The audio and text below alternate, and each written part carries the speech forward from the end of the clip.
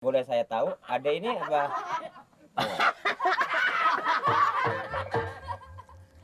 Terus Pak? Dia mah belum bisa mobil mah.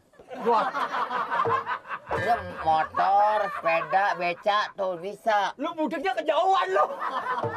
Ya, kita lagi ngomongin minta dibantu naik mobil pada tumbluk ke lu. Gimana Bapak aja deh nganterin saya deh. Gini, kita kan segala sesuatu perlu teliti deh ya. Iya. Sebab saya sebagai keamanan sini artinya punya wewenang apabila ada tamu yang datang ke sini. Iya, iya benar. Boleh saya tahu Ade sudah punya suami?